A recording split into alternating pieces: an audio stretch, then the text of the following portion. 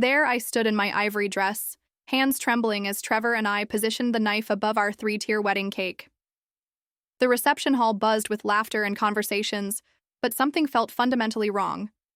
As I looked out at our guests, a hollow ache settled deep in my chest. Not a single member of my family sat among the celebrating crowd. Before we dive into this story, let me ask you something. Have you ever felt completely abandoned by the people who were supposed to love you unconditionally? Because what happened, to me on what should have been the happiest day of my life, will show you just how cruel family betrayal can truly be. My name is Cassandra, and I am 28 years old. To understand why my entire family chose to skip my wedding, I need to take you back to where this nightmare really began. I grew up in what appeared to be a picture-perfect suburban family in Pennsylvania. From the outside, the four of us looked like we had stepped out of a holiday catalog. My parents, Deborah and Kenneth, along with my younger sister Brooke and myself, posed for countless family photos that painted the illusion of happiness and unity. But behind our pristine front door, the reality was far more complicated. Brooke entered the world 3 years after me, and from her very first breath, she seemed to possess some magical quality that drew everyone into her orbit. With her naturally wavy auburn hair, bright green eyes, and infectious giggle, she became the undisputed star of our household. While I spent my childhood excelling in academics and science projects, Brooke dazzled everyone with her performances in local theater productions and her natural ability to charm any adult within a 5-foot radius.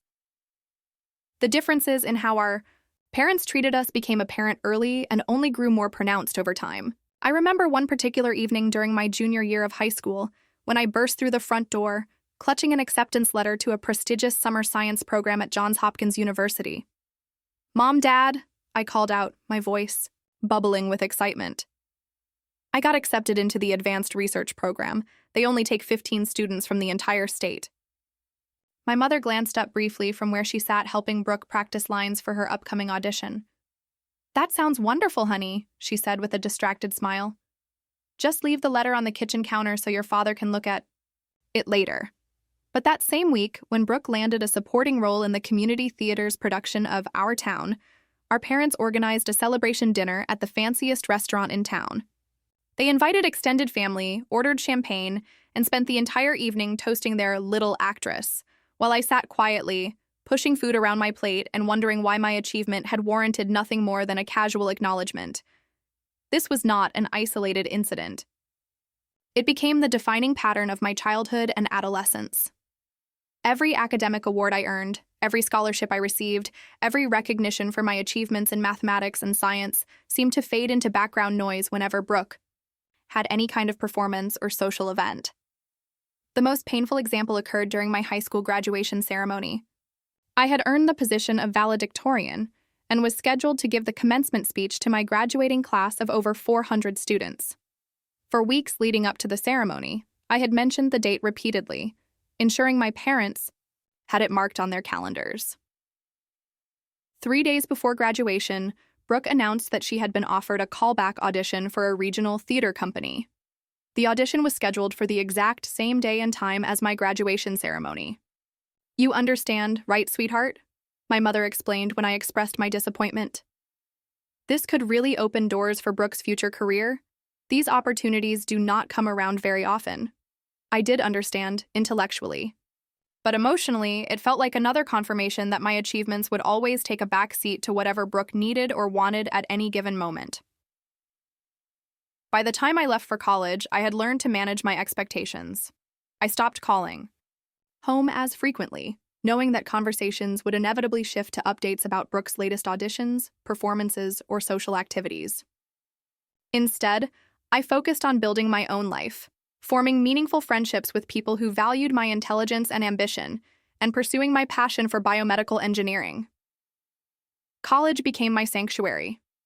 For the first time in my life, I was surrounded by people who celebrated academic achievement and intellectual curiosity.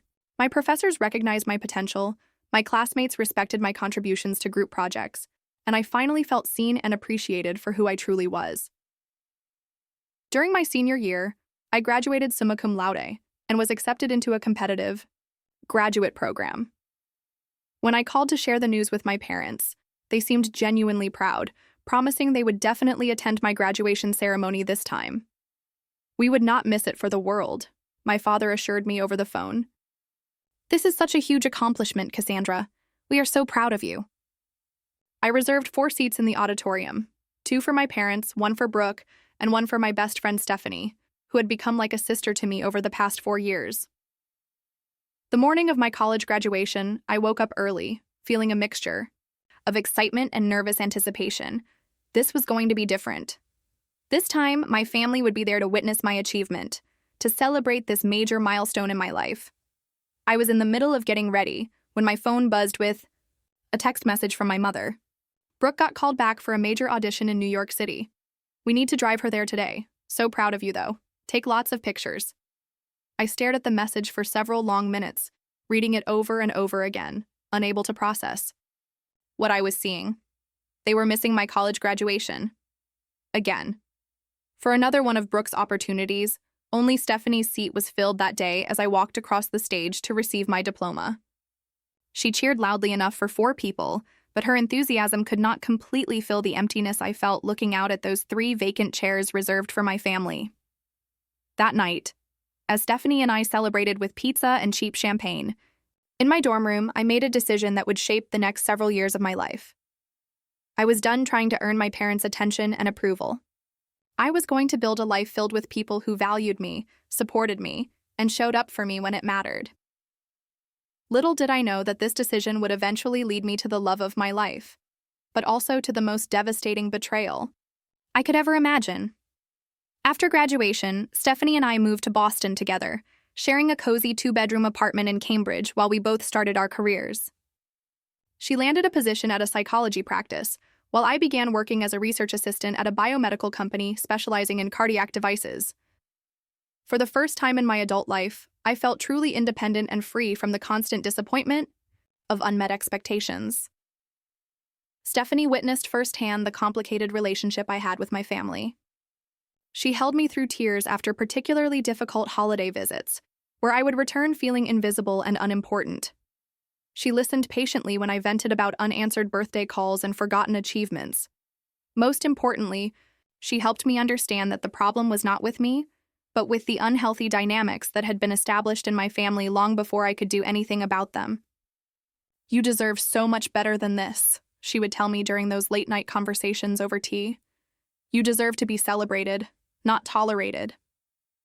It was Stephanie who convinced me to start dating again after a series of relationships that had failed partly because I brought so much emotional baggage from my childhood into them. She insisted that I needed to learn to value myself before I could expect others to value me properly. "You are brilliant, kind, and incredibly strong," she reminded me constantly. "Stop settling for people who do not see that."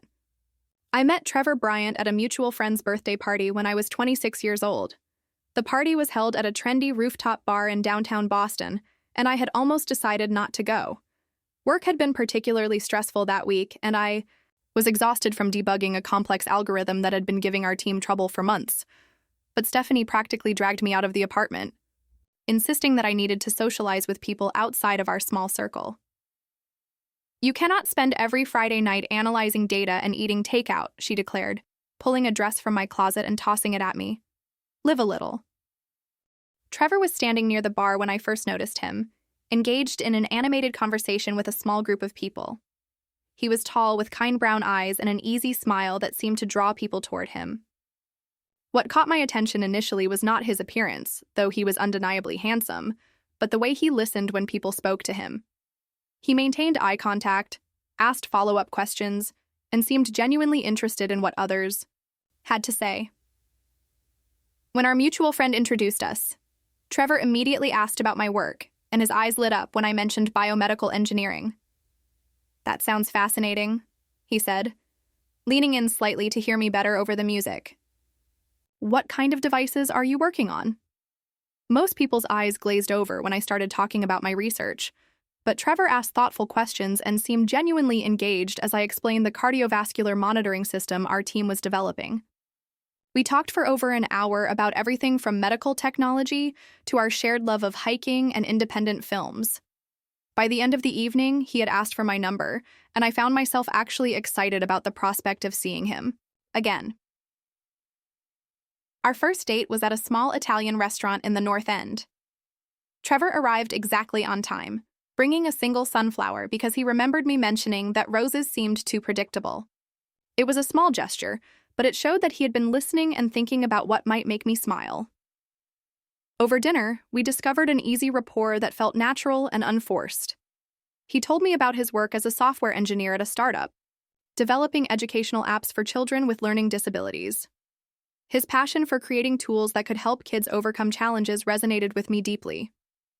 I got into this field because my younger brother struggled with dyslexia, he explained, his voice becoming more serious. Watching him fight to keep up in school while knowing how brilliant he really was made me want to develop better ways to help kids like him learn. There was something about the way he spoke about his family that immediately set him apart from anyone I had dated before. He talked about his parents and siblings with genuine affection and respect, mentioning family traditions and shared memories that painted a picture of healthy relationships built on mutual support and unconditional love. Our second date was a hiking trip to Blue Hills Reservation. As we walked the trails together, Trevor asked thoughtful questions about my childhood and family. When I hesitantly shared some of the dynamics that had shaped my upbringing, he listened without judgment, but also without trying to minimize my experiences. "That sounds really difficult," he said simply when I finished describing my graduation day disappointment. "You deserve to have your family there celebrating you." It was such a straightforward validation of my feelings that I almost started crying right there on the hiking trail. No one had ever responded to my family stories with such clear, direct support for my perspective. On our third date, over dinner, at a cozy French bistro, I found myself telling Trevor about the pattern of emotional neglect that had defined my relationship with my parents. I expected the usual uncomfortable shifting and subject changing that typically occurred when I shared these stories with potential romantic partners. Instead, Trevor reached across the table and took my hand. "That is not normal, Cassandra," he said, his voice gentle but firm. "Parents should not have favorites. They should celebrate all of their children's achievements equally. What you experienced was not okay, and you have every right to feel hurt by it." No one had ever validated my feelings so directly and completely before. For years, I had wondered if I was being overly sensitive or selfish for wanting more attention and recognition from my parents. Trevor helped me understand that my pain was legitimate and that the dynamics in my family were genuinely unhealthy. As our relationship deepened over the following months, Trevor consistently demonstrated the kind of emotional intelligence and empathy that had been missing from my family relationships. When I had a bad day at work, he listened and offered support. When I achieved a breakthrough in my research, he celebrated with genuine enthusiasm. When I struggled with anxiety about visiting my family for holidays, he helped me develop strategies for protecting my emotional well-being. "You cannot change them," he would remind me gently, "but you can change how you respond to them." Trevor also encouraged me to seek professional help to work through the emotional impact of my childhood experiences. With his support, I started seeing Dr. Martinez, a therapist who specialized in family dynamics and adult children of emotionally neglectful parents. Through therapy, I learned about concepts like emotional validation, healthy boundaries, and the long-term effects of growing up feeling invisible in your own family. Dr. Martinez helped me understand that my parents' inability to see and celebrate me was about their limitations, not my worth. "You cannot earn love and respect from people who are not capable of giving it," she explained during one particularly enlightening session. "But you can learn to give those things to yourself and to seek relationships with people who can recognize your value." Meanwhile, Trevor introduced me to his family during a weekend visit to their home in Connecticut. The difference was immediately apparent and almost overwhelming. His mother, Linda, called me regularly just to chat about my week. His father, Robert, sent me articles about scientific breakthroughs he thought might interest me. His sister, Olivia, included me in group texts, with family updates and inside jokes. "You are part of our family now," Linda told me during my second visit, as she showed me photo albums from Trevor's childhood. "In this family, we celebrate everyone's victories, big and small." I excused myself to the bathroom and cried, overwhelmed. by the simple kindness that felt so foreign to me after a lifetime of emotional neglect. Trevor found me there and held me without saying a word, understanding exactly what those tears represented. With therapy, Trevor's unwavering support, and my own determination to break free from unhealthy patterns, I began to rebuild my sense of self-worth. I stopped measuring my value by my family's inability to see it and started focusing on creating happiness and fulfillment on my own terms. For the first time in my life, I felt truly loved and supported. I had no idea how severely that foundation would be tested when Trevor and I decided to take the next step in our relationship. Trevor proposed on our 2-year anniversary at the small independent movie theater, where we had our first official date. We had developed a tradition of going there once a month to watch foreign films and documentaries that the mainstream theaters never showed. It was our special place, where we could escape from the world and just enjoy each other's company. That evening, we settled into our usual seats in the back row with our smuggled-in candy and shared popcorn. The lights dimmed as previews began, but instead of the typical upcoming attractions, the screen suddenly displayed a custom-made video featuring photos and clips from our relationship set to our favorite song by the Paper Kites. I watched in stunned amazement as images flashed across the screen. Our hiking adventures, dinner dates, holiday celebrations with Trevor's family, lazy Sunday mornings in our pajamas. The video captured 2 years of genuine happiness and love, narrated by Trevor's voice explaining why each moment had been special to him. When the lights came up, Trevor was kneeling beside my seat, holding a simple but elegant diamond ring that sparkled under the theater's dim lighting. "Cassandra," he said, his voice slightly shaky with nervous excitement, "you are the strongest, kindest, most brilliant woman I have ever known. You have taught me what real partnership looks like, and I cannot imagine building a life with anyone else. Will you marry me?" Through tears of joy and laughter, I managed to whisper yes, as the entire theater erupted in applause. Later, I learned that Trevor had coordinated with the theater manager and several of our friends to make the moment perfect. It was thoughtful, personal, and so completely Trevor. That night, as we celebrated with champagne in our apartment, the anxiety began creeping in around the edges of my happiness. I would need to tell my family about our engagement, and based on past experience, I had little reason to expect enthusiasm or genuine joy from them. "They will be happy for you," Trevor assured me, though I could hear the slight uncertainty in his voice. He had witnessed enough of my family interactions over the past 2 years to understand the complicated dynamics, but he still maintained hope that major life events might bring out the best in people. I called my parents the next morning, my stomach churning with familiar nervousness as I dialed their number. My mother answered on the 4th ring, sounding distracted. "Hi, Mom," I began, trying to inject enthusiasm into my voice. "I have some exciting news to share. Trevor proposed last night, and I said yes. We are engaged." The pause that followed lasted just long enough to make me uncomfortable before she responded. "Oh, that is nice, sweetheart. Congratulations." No excitement in her voice. No questions about the proposal or the ring. No offer to celebrate or immediate plans to meet us for dinner to hear all the details. "We are thinking about having the wedding next spring," I continued, desperately trying to generate some maternal enthusiasm, "maybe in May or June." "That sounds lovely, dear.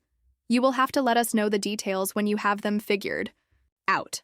Another pause, and then the conversation took its predictable turn. "Speaking of exciting news, Brooke just landed the lead role in a regional theater production of Romeo and Juliet. The director said she was the most talented young actress he had seen in years. We are absolutely thrilled for her. And just like that, my engagement announcement was overshadowed by Brooke's latest achievement.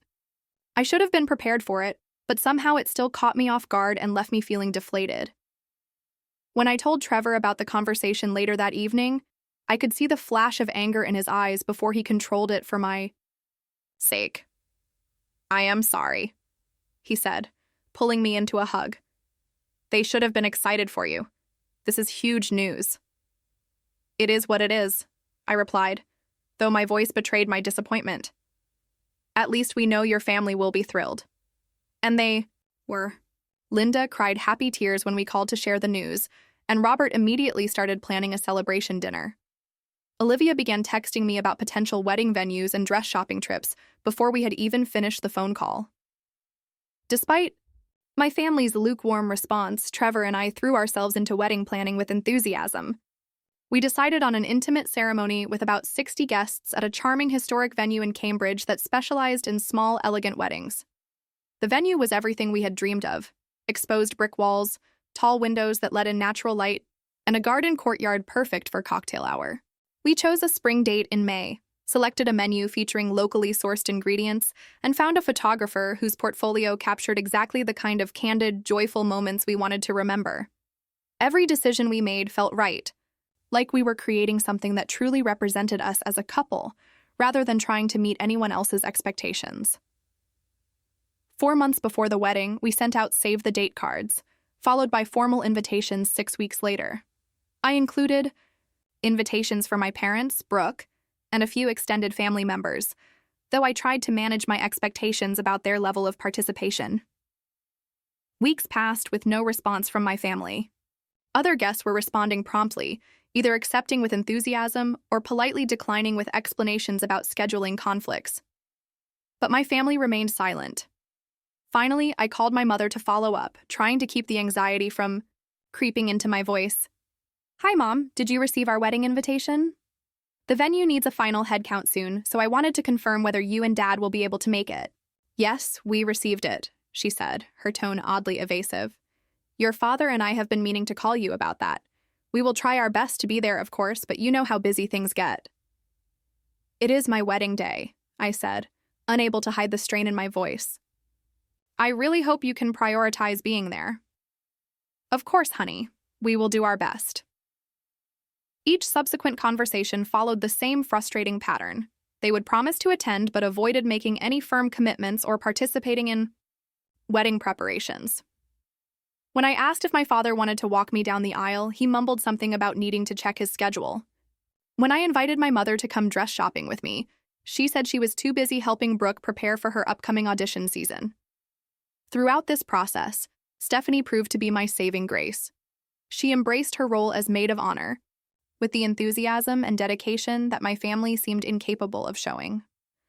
She organized a beautiful bridal shower, helped me choose my dress, and listened patiently through my tearful venting sessions about my family's continued emotional absence. "They will come around," she assured me repeatedly. "And if they do not, I will be standing right beside you the entire day. You are not alone in this, Cassandra." Trevor's family also stepped up in extraordinary ways. Linda offered to help with seating arrangements and wedding favors. Robert insisted on contributing to the wedding costs, despite our initial plans to pay for everything ourselves. Olivia threw me a separate bridal shower with Trevor's extended family, making me feel truly welcomed into their clan. As the wedding date approached, my relationship with my family grew increasingly strained. Phone calls home became brief and uncomfortable, with my parents seeming distracted and eager to end the conversations quickly. Brooke rarely responded to my texts, claiming she was swamped with rehearsals and auditions. Still, some naive part of me held on to hope. Despite years of disappointment and emotional neglect, I believed that my wedding would be different. Surely, this milestone would finally be important enough to warrant their full attention and support. I was about to learn just how wrong I could be.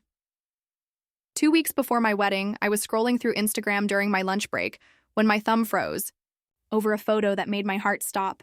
It was Brooke, beaming at the camera with her left hand prominently displayed to showcase a sizable diamond engagement ring. The caption read, "He asked, I said yes. Officially engaged to my amazing boyfriend Marcus. Cannot wait to start this new chapter together." I stared at the screen, unable to process what I was seeing. Brooke was engaged to Marcus Williams, the guy she had been dating for barely 8 months, and no one had bothered to tell me. The comments section was already filling up with congratulations, including several from my parents. My mother had written, "So happy for my beautiful baby girl. Cannot wait to celebrate this weekend." My hands began shaking as I read that comment over and over again. Celebrate this weekend? My wedding was in exactly 2 weeks. What celebration could possibly be happening this weekend? I immediately called my mother, my heart pounding as the phone rang. She answered on the second ring, sounding cheerful until she realized it was me calling. "Cassandra, is everything all right? I am a bit busy right now." "Brooke is engaged," I said, my voice barely above a whisper. A pause. "Oh, you saw the post?" "Yes, Marcus proposed last weekend. It was so romantic. He took her to that vineyard upstate where they filmed that movie she loves." "And why did nobody tell me?" I interrupted, struggling to keep my voice steady. "Well, honey, you have been so busy with your own wedding plans.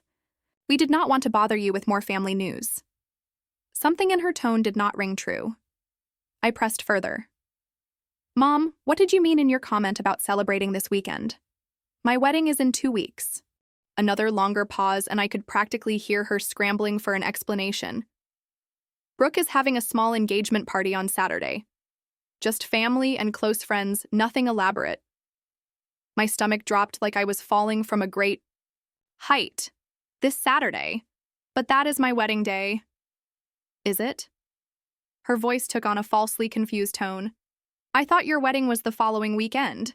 Brooke has had this date planned for her party for weeks now. The logic did not make sense, and I called her out on it immediately.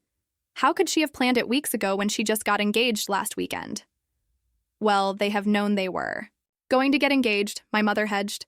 "They just made it official recently." Then her voice took on that irritatingly reasonable tone I remembered from childhood, the one she used when she was about to ask me to sacrifice something important for Brooke's benefit. "Honey, would it be possible for you and Trevor to reschedule?" "Your wedding? We have already put down deposits for Brooke's party, and everyone has made arrangements to be there." The request was so outrageous, so hurtful, that for a moment I could not speak. She was asking me to reschedule my entire wedding, with vendors booked, guests invited, and deposits paid, because my sister had decided to have her engagement party on the same day. "No, Mom," I finally managed to say, my voice rising despite my efforts to stay calm. "We cannot reschedule our wedding. We have 60 people coming, contracts signed, everything arranged. The venue is booked solid for months." "Well," she sighed, as if I were being the unreasonable one, "I suppose we will have to figure something out. But you know how important this is for Brooke. She has been dreaming of this engagement for months. And I have been planning my wedding for 6 months." I shot back, no longer able to contain my frustration. "You all already confirmed you were coming. Dad is supposed to walk me down the aisle." "We will try to make it to part of your ceremony," she offered, as if suggesting a reasonable compromise. "Maybe we can split our time between both events." I ended the call shortly after, too stunned and hurt to continue the conversation. Immediately, I called Stephanie, who was at her office but dropped everything to talk me through what had just happened. "That is absolutely insane," she declared, her voice filled with appropriate outrage on my behalf. "They cannot expect you to share your wedding day, or worse, reschedule it for an engagement party. An engagement party, Cassandra, not even her actual wedding." "What should I do?" I asked, fighting back tears as I sat in my car in the company parking lot. "Nothing," she said firmly. "You do absolutely nothing except have your beautiful wedding as planned. If they choose Brooke's party over your wedding, that is on them, not you. And I promise you, I will be right there with you the entire day. You will not be alone." Trevor was equally supportive and even more angry when I told him that evening. I could see him struggling to control his temper for my sake. "Your family is making a choice," he said, his voice carefully measured. "And it is a terrible choice that reflects on them, not on you. Our wedding will be wonderful because we will be surrounded by people who truly love and support us." "But what if none of my family comes?" I asked, voicing my deepest fear. "Then, we will still get married, still celebrate, and still begin our life together," he said firmly. "My family will be there, our friends will be there, and most importantly, we will be there, promising to be each other's family for the rest of our lives." I tried to take comfort in his words, but the pain of potential abandonment by my entire family on what should be one of the happiest days of my life was overwhelming.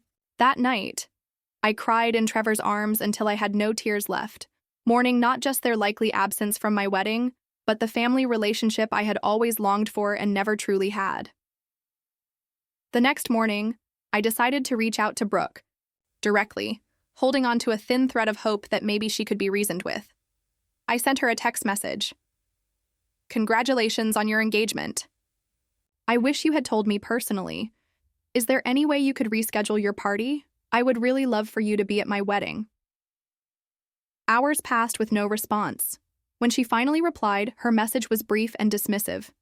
"Thanks. Sorry. Everything is already set for the party. Maybe you could come for a little bit after your reception. It is going to be epic."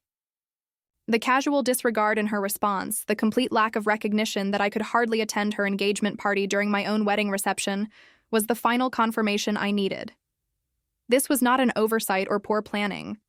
This was deliberate. Over the next few days, I received a handful of texts from my mother, each one making it increasingly clear that they had made their choice.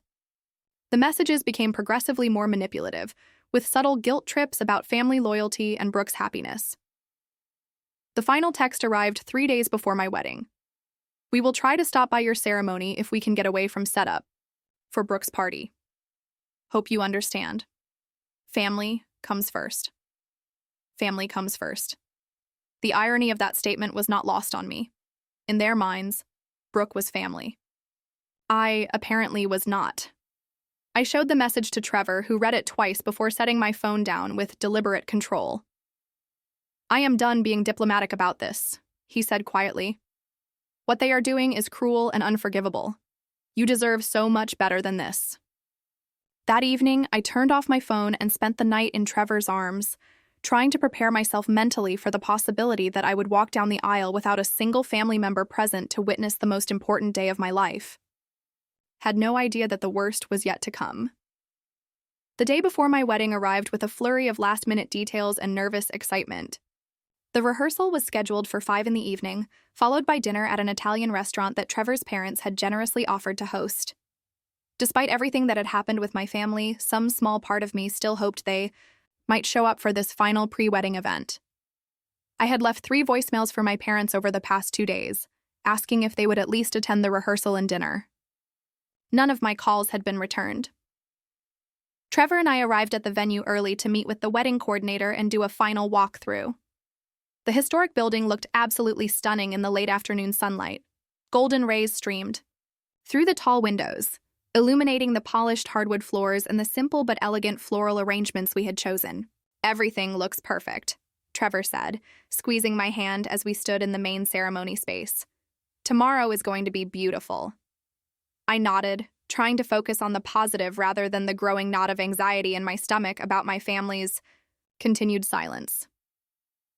"Your family has not arrived yet," the coordinator mentioned as 5 o'clock approached, and Trevor's relatives began filtering into the venue.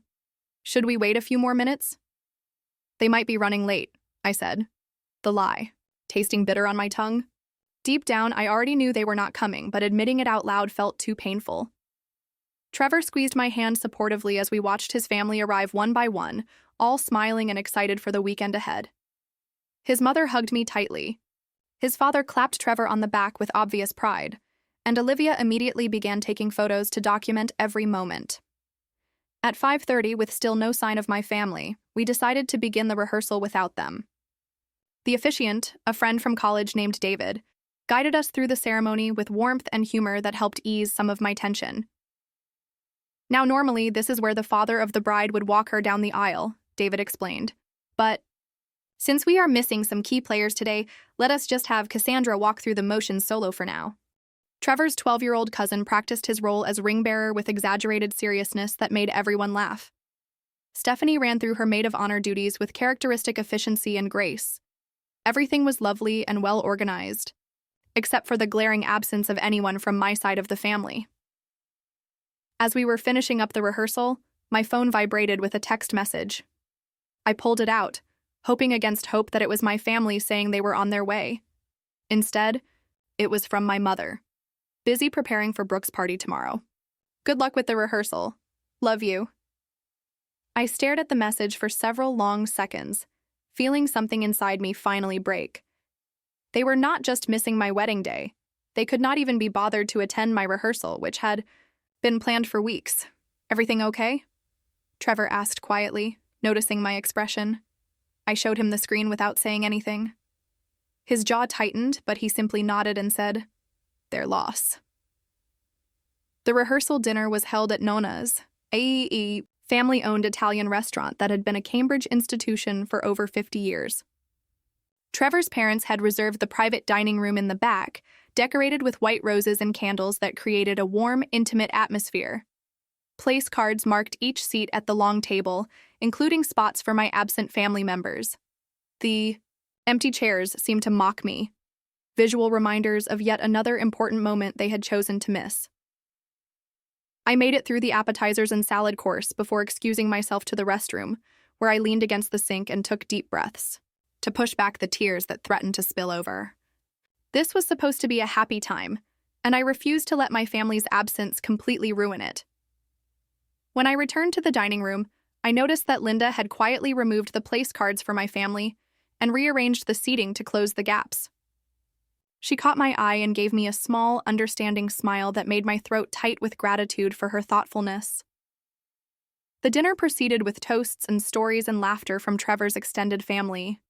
His uncle told embarrassing childhood stories about Trevor that had everyone in stitches. His grandmother shared wisdom about marriage that she had learned over 60 years with his grandfather. If anyone noticed my occasional forced smile or distant expression, they were kind enough not to mention it. Stephanie sat beside me throughout the dinner, her presence a constant source of comfort as she effortlessly charmed Trevor's relatives and kept conversations flowing whenever I fell quiet. "Tomorrow will be perfect," she assured me as we prepared to leave the restaurant. "I will be at your hotel at 9 in the morning with coffee and breakfast. We will get your hair and makeup done, get you into that gorgeous dress, and make you the most beautiful bride Boston has ever seen." I hugged her tightly, overwhelmed by her loyalty and support. "I do not know what I would do without you." "You will never have to find out," she promised. Back at the hotel, Trevor kissed me goodnight before heading to his best man's room, following the tradition of not seeing each other before the wedding. "This time tomorrow, we will be husband and wife," he said, holding me close. "Nothing else matters but that." Alone in my hotel room, I allowed myself one final attempt at reaching out to my family. I called my father's number, my heart pounding as it rang. "Hello?" He sounded distracted and slightly impatient. "Dad, it is Cassandra. I just wanted to check one more time if you are still planning to come tomorrow and walk me down the aisle." A long pause. "Cassandra, I am sorry, but your mother needs me to help with Brooke's party setup. There is so much to coordinate, and you know how important this day is for your sister." "More important than your oldest daughter's wedding?" I asked, my voice breaking despite my best efforts to stay composed. "That is not fair," he said stiffly. "We did not realize the dates would conflict when we made our commitments." "There is no conflict, Dad," I said, no longer able to keep the bitterness from my voice. "You chose." "I am sorry you feel that way," he replied coolly. "I hope you have a nice wedding." The call ended abruptly, and I sat on the edge of the hotel bed staring at the wall. No more tears came. I felt hollow, empty, as if something fundamental had finally broken inside me that could never be repaired. My phone chimed with a text from Stephanie. "Just checking in. How are you feeling, bride-to-be?" I managed to type back. "I am okay. Looking forward to seeing you in the morning." Her response came quickly. "About that, I am so sorry, but something urgent has come up. Family emergency. I might be a little late, but I will definitely be there before the ceremony starts. Do not worry." A small flicker of unease stirred in my stomach. Stephanie had never been vague about anything before, and the timing felt suspicious. "Everything." "Okay? Anything I can help with?" I texted back. "All good. Just need to handle this quickly. Get some sleep. Big day tomorrow." Something about her response felt off, but I was too emotionally drained to analyze it further. I scrolled mindlessly through social media to distract myself, only to freeze when a new post from Brooke appeared in my feed. It was a photo of her getting her hair done at an upscale salon, with the caption, "Getting glammed up for tomorrow's celebration. Cannot wait to party with everyone who matters most." The location tag made my blood run cold. Elite Hair Studio. The same salon where Stephanie had mentioned getting her hair done for my wedding. With growing dread, I tapped on the photo to see who had liked it. There, among the names, was Stephanie's username. And worse, she had left a comment posted just 30 minutes ago. "You look absolutely stunning. Tomorrow is going to be amazing." The betrayal hit me like a physical blow.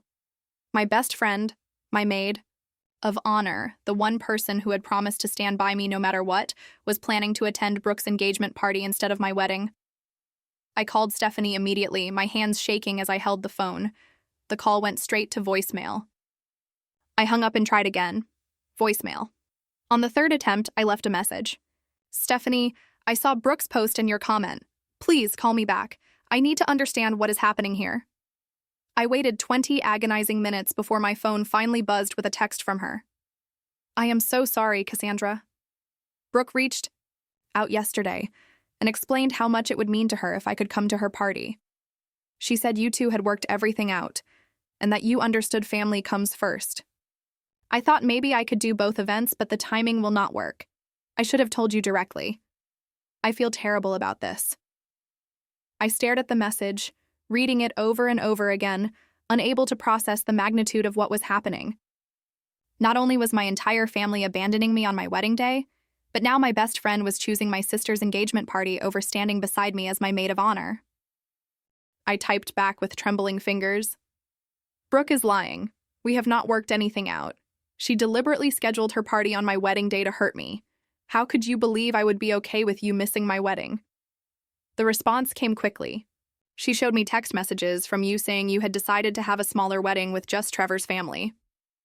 She said you told her you realized blood family was not the same as chosen family. I am so confused right now. My heart sank as I realized the extent of Brooke's manipulation. She had not just sabotaged my relationship with my parents. She had been working behind the scenes to turn my best friend against me as well. "Those messages are fake, Stephanie. I never sent anything like that. Brooke has been lying to everyone.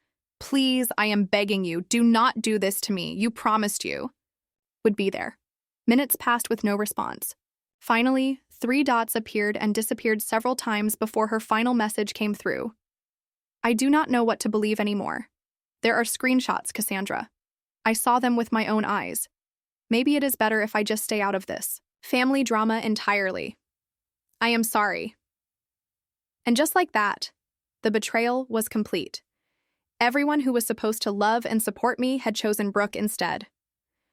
I turned off my phone, unable to bear any more communication, and curled up on the hotel bed, still fully dressed. The tears came in ugly, wrenching sobs that left me gasping for breath. I cried for the family I had never really had, for the best friend I thought I could count on, and for the wedding day that was supposed to be filled with love, but would instead be marked by abandonment and betrayal. I must have cried myself to sleep, because the next thing I knew, my phone was ringing and bright sunlight was streaming through the hotel curtains I had forgotten to close. Groggy and disoriented, I answered without checking who was calling. "Cassandra, it is Michelle. I am downstairs in the lobby with coffee and bagels. Can I come up?" Michelle Turner had been my roommate during junior year of college. We had stayed in touch sporadically over the years through social media and occasional emails, and I had invited her to the wedding more out of nostalgia than close friendship. I certainly had not expected her to show up at my hotel room the morning of my wedding. Sure, I said, my voice hoarse from crying. "Room 412. A few minutes later, there was a knock at the door. I opened it to find Michelle standing there with a cardboard tray holding 2 large coffee cups and a bag from a local bakery, looking put together and cheerful in jeans and a sweater. "Hey, bride," she said with a bright smile, then stopped abruptly when she saw my face. "Whoa, are you okay? You look like you have been crying all night." The simple question broke what little composure I had managed to gather. To my horror, I burst into tears again right there in the doorway. Michelle did not hesitate. She quickly set the coffee and food on the nearest surface and pulled me into a hug without asking for explanations.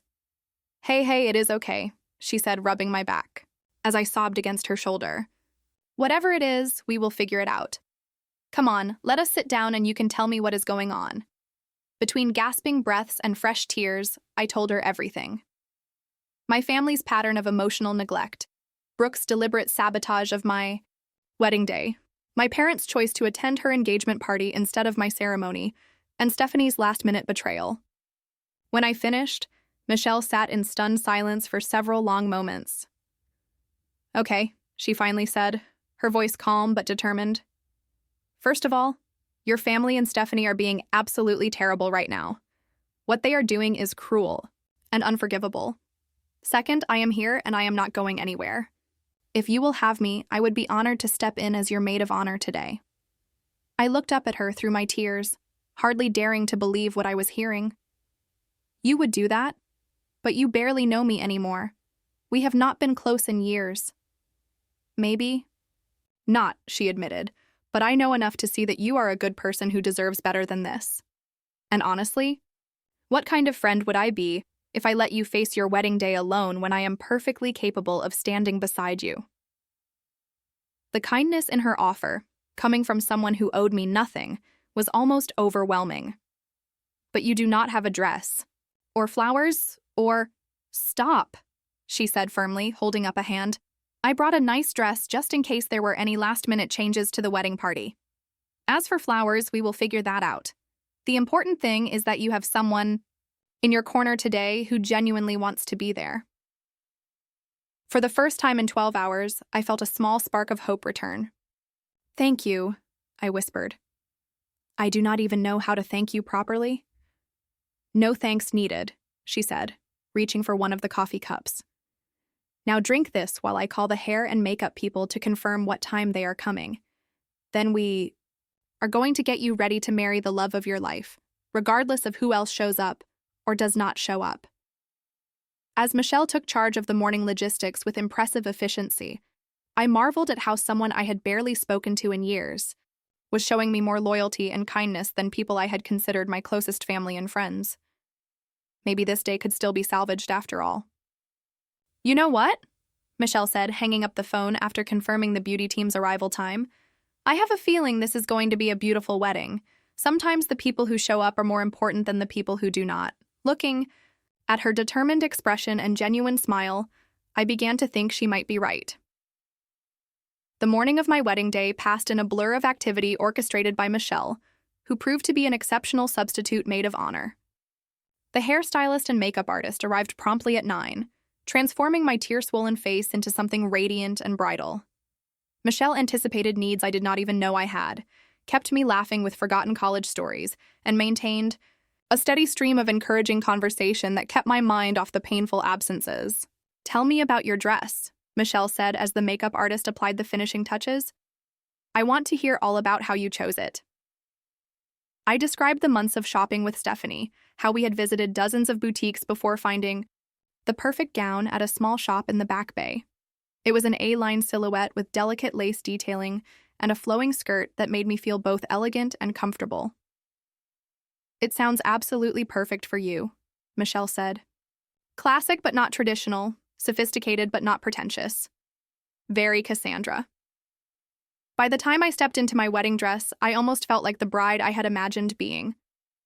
The dress fit perfectly, the hair and makeup were flawless, and Michelle's enthusiastic support was helping to fill some of the emotional void left by my family's absence, almost but not quite. The hollow feeling returned as I realized there would be no mother to help with my veil, no father waiting to escort me down the aisle, no sister to share nervous excitement with before the ceremony. "You look absolutely stunning," Michelle said, helping me with the final touches of my veil and jewelry. "Trevor is going to be speechless when he sees you." A knock at the door interrupted us. When Michelle opened it, Robert, Trevor's father, stood there in his black tuxedo, looking slightly nervous but kindly determined. "I hope I am not intruding," he said, his gentle eyes finding mine. "Trevor mentioned that your father might not be able to make it today. I wanted to offer my services if you would like someone to walk you down the aisle. No pressure at all, just an option if you think it might be helpful." The unexpected kindness brought fresh tears to my eyes, threatening to undo the makeup artist's careful work. "I would be deeply honored, Robert," I managed to say without letting my voice break. "Thank you so much for offering." He nodded, clearly moved himself. "The honor is entirely mine, Cassandra. You have made our son happier than we have ever seen him, and you are already part of our family. Today just makes it official." As we prepared to leave for the venue, my phone remained stubbornly silent. No messages from my parents, no last-minute apologies, no change of heart from Stephanie. I had known not to expect them, but the confirmation of their absence still stung deeply. "Hold this for me," I said, handing my phone to Michelle. "I do not want any distractions during the ceremony." "Absolutely," she replied, slipping it into her purse. I already turned the ringer off just in case. The wedding venue looked even more beautiful than I remembered. The late morning sunlight streamed through the tall windows, casting everything in a warm, golden glow. White roses and baby's breath decorated the altar, and rows of chairs were arranged on either side of the aisle for our guests. The coordinator guided us to the small preparation room where I would wait until it was time for the ceremony. Through the window, I could see guests beginning to arrive, filling the seats on both sides of the aisle despite knowing most would remain empty on my side.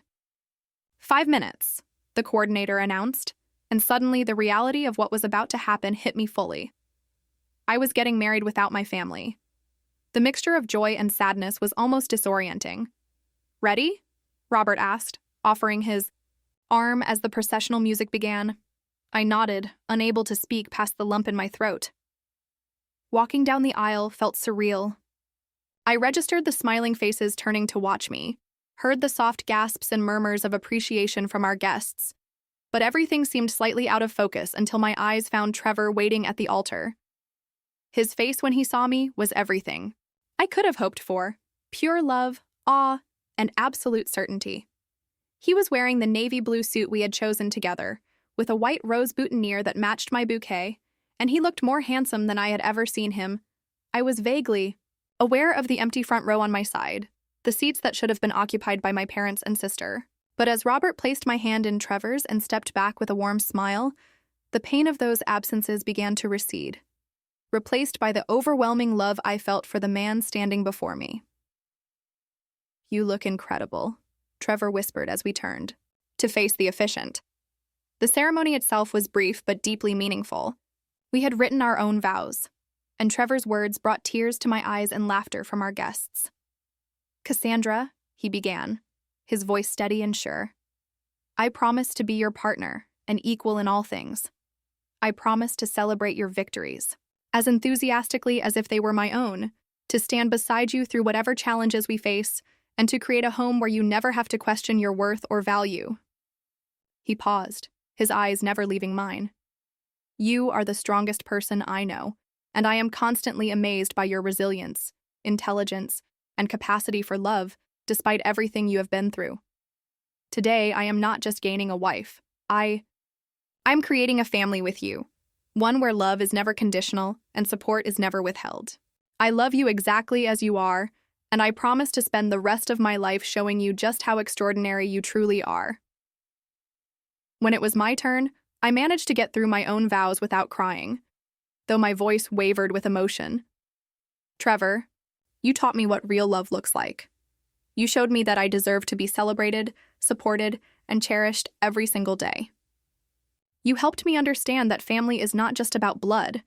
It is about the people who choose to show up for you, who see your value even when you cannot see it yourself. I promise to build a life with you based on mutual respect, genuine partnership, and unconditional love.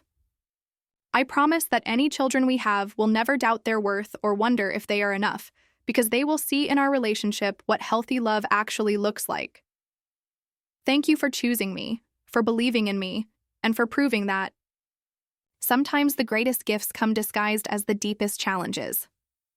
When David pronounced us husband and wife, Trevor's kiss was gentle and full of promise. The small congregation erupted in applause and cheers that seemed to fill every corner of the beautiful space. As we walked back down the aisle together as husband and wife, I felt a profound sense of completion despite the notable absences. The people who had chosen to be there, Trevor's family, our genuine friends, and Michelle, who had stepped up when I needed her most, filled the room with authentic love and joy. Sometimes the family you choose really is more powerful than the family you are born into. The reception flowed seamlessly in the venue's adjoining hall, decorated with twinkling fairy lights and centerpieces of white roses and eucalyptus. Despite the painful absences, the room buzzed with genuine celebration. Trevor's extended family and our friends filled the space with laughter, heartfelt toasts, and dancing that made the evening feel complete. We had our first dance to At Last by Etta James, swaying together in the center of the dance floor as our guests watched with warm smiles. When the song ended, Robert stepped forward to dance with me for the traditional father-daughter dance, a gesture that brought tears to my eyes. "Thank you," I whispered as we moved across the floor. "For everything. Today." "You are family now," he replied simply. "This is what family does." The evening progressed beautifully with dinner, more dancing, and heartfelt speeches from Trevor's best man and Michelle, who had stepped into her role perfectly. I found myself genuinely enjoying the celebration, though an ache lingered beneath my smile whenever I glimpsed the empty table reserved for my family. Finally, it was time to cut the cake, a 3-tier creation decorated with fresh flowers that matched our centerpieces. Trevor and I stood behind it, smiling for the photographer as we positioned the knife together. "Ready, Mrs. Bryant?" Trevor asked with a grin. I nodded, and we pressed the knife into the bottom tier as everyone applauded. It was at that precise moment that I felt my phone vibrate in the hidden pocket of my dress. I had retrieved it from Michelle during cocktail hour, not wanting to be completely unreachable in case of emergencies. As Trevor began serving slices to our guests, I discreetly checked the screen. A message from my mother. "We need to talk now. Below." I saw notifications for 36 missed calls, all from my mother, father, and even Brooke. All within the last hour. My stomach plummeted. What could possibly have happened to prompt such urgent communication after they had abandoned me? Completely? "Everything okay?" Trevor asked, noticing my expression. I showed him the screen. "I have no idea what this could be about." "Whatever it is can wait," he said firmly. "This is our wedding day. They made their choice earlier." Part of me agreed completely, but another part, the part that had always hoped for reconciliation, made me hesitate. "What if something is really wrong?" I asked quietly. Trevor studied my face, then sighed. "If you need to call them back, I understand. But remember, you do not owe them your time today. This day belongs to us." I squeezed his hand gratefully. "I will step outside for just a minute. If it is nothing important, I will come right back, and we will finish celebrating." Finding a quiet corner in the venue's garden, I dialed my mother's number with trembling fingers. She answered on the first ring, her voice tearful and frantic. "Cassandra. Oh, thank God. We have been trying to reach you for hours." "I was getting married, Mom," I said, unable to keep the edge from my voice. What is so urgent that it could not wait? What she said next would shatter everything I thought I knew about this day. "It is Brooke," my mother said, her voice breaking completely. "Marcus called off the engagement right in the middle of the party. He said he could not go through with it because Brooke told him what she did to you." I sank onto a nearby bench, struggling to process her words. "What do you mean? What did she do to me?" "Harper lied to us, Cassandra. About everything. She deliberately scheduled her engagement party on your wedding day. She told us that you had changed your date and did not want us there because you were embarrassed by us." The world seemed to shift beneath me. "What?" She showed us fake text. Messages from you saying you wanted nothing to do with us, that you were having a private ceremony with just Trevor's family because they were your real family now. She said you specifically asked us not to come. My hand tightened on the phone. "Mom, I never sent any texts like that. I have been calling and begging you all to come for weeks." "I know that now," she whispered. "Marcus confronted Brooke today, after she made a comment about finally being the center of attention. When he pushed her on it, she broke down and admitted everything. She created fake conversations, deleted your real messages from our phones, and even intercepted your invitation when it arrived." "But why would you believe I would not want you at my wedding?" I asked, my voice barely steady. She had an answer for everything. My father's voice cut in. I was on speakerphone. "She said you were just keeping up appearances, that you had told her the truth about how you really felt. We should have questioned it. Should have called you directly instead of going through Brooke." The pieces were falling into place with devastating clarity. "What about Stephanie?" I asked. Why did she abandon me too? Another pause heavy with shame. Brooke told Stephanie that you had chosen someone else as your maid of honor. She showed her fake texts saying you only asked her out of obligation, but found someone you connected with better. Brooke convinced her that coming to the engagement party would spare her the humiliation of being replaced at your wedding. I closed my eyes, everything finally making horrible sense. Where is Brooke now? She left after Marcus ended things. We do not know where she went. My mother's voice cracked again. Cassandra, we are so sorry. We failed you completely. I do not expect forgiveness, but we needed you to know the truth. I need to process this, I said, my mind reeling from the revelation. I am in the middle of my wedding reception right now. Of course, my father said quickly. We just could not wait another moment to tell you the truth. Is there any chance we could see you tonight or tomorrow? The request felt surreal after everything that had happened. My wedding day, which I had dreamed would include my family, was almost over. They had missed everything that could not be recreated. I will text you our hotel address, I said finally. We will be back there around 11 tonight. You can meet us in the lobby. After ending the call, I sat motionless, trying to comprehend Brooke's calculated cruelty and my parents' willingness to believe her lies without ever speaking directly to me. Cassandra? Trevor's voice broke through my thoughts. He stood nearby, concern etched across his features. You have been out here for 20 minutes. Is everything okay? I looked up at my husband of just a few hours and felt overwhelming gratitude for his steady presence. No, I answered honestly. Nothing is okay, but maybe it will be eventually. I told him everything, watching his expression shift from shock to anger to disbelief as the story unfolded. That is beyond sibling rivalry, he said, struggling for words. Brooke deliberately sabotaged our wedding day. She manipulated everyone around her. That is calculated cruelty. I told them we would meet at the hotel after the reception, I said. I need to hear this from them directly, need to understand how they could believe I would exclude them. Are you sure you want to do this tonight? Trevor asked. We could wait until after our honeymoon. I shook my head. No, I need closure before we leave. I cannot carry this with me for 2 weeks. Then we face them together, he said firmly. Whatever you decide after hearing them out, I will support completely.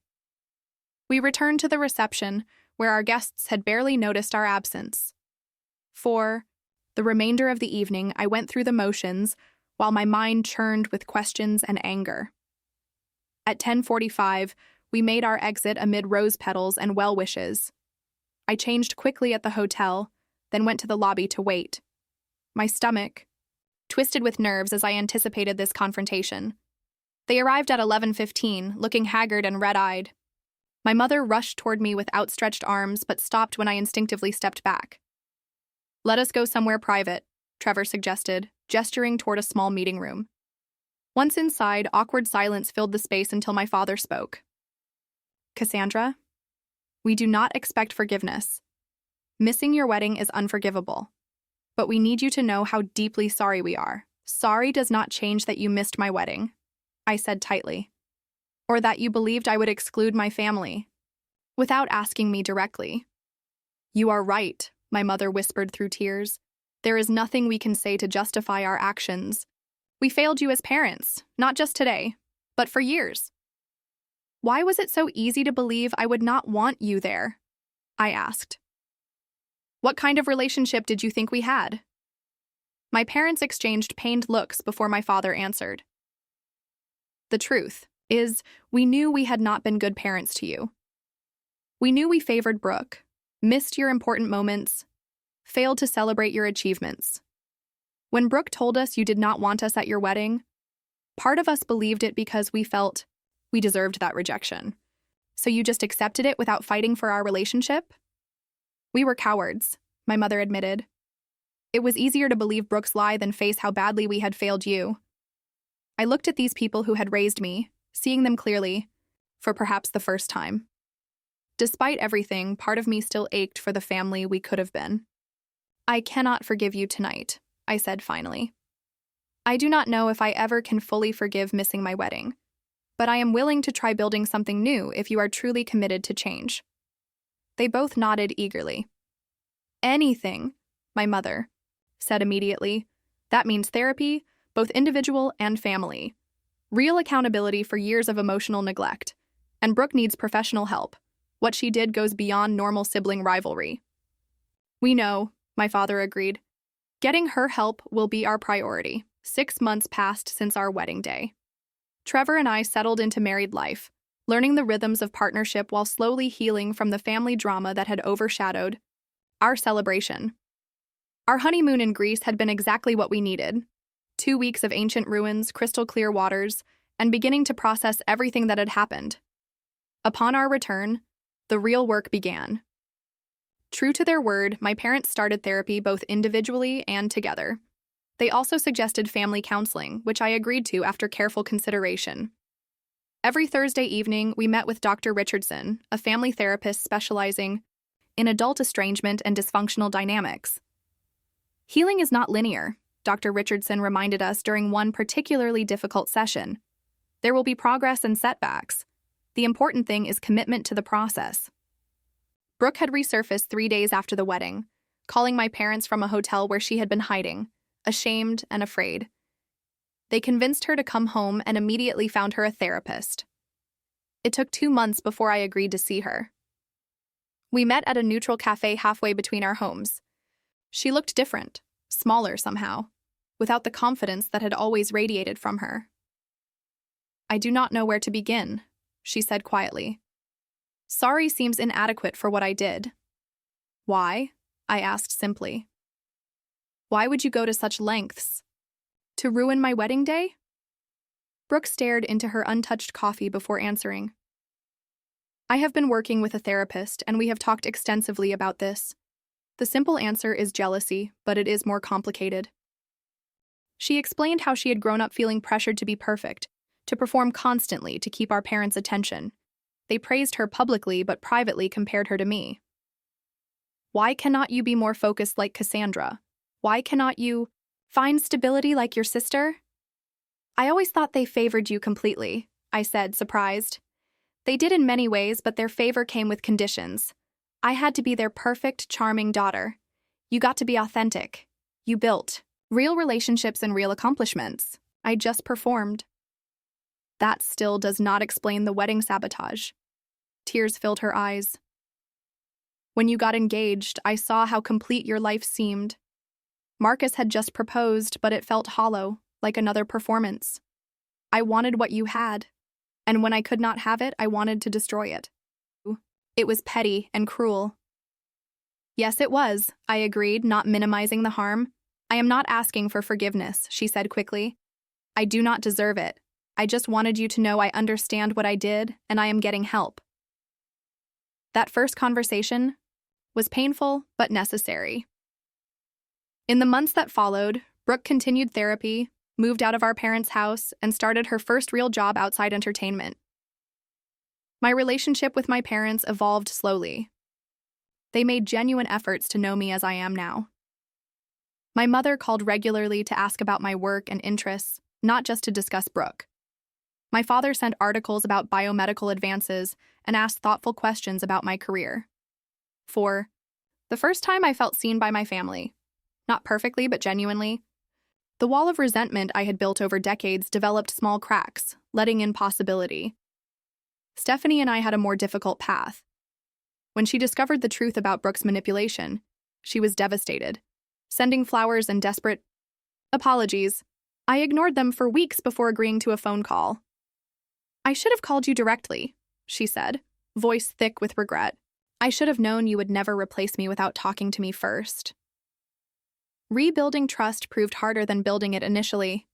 We started with occasional texts, then monthly coffee meetings, gradually working towards something resembling friendship, though the easy closeness we once shared remained elusive. Michelle, surprisingly, became a close friend after her wedding day rescue. We met regularly, and she joined our social circle, often having dinner with Trevor and me. On our first anniversary, we hosted a small dinner party at our apartment.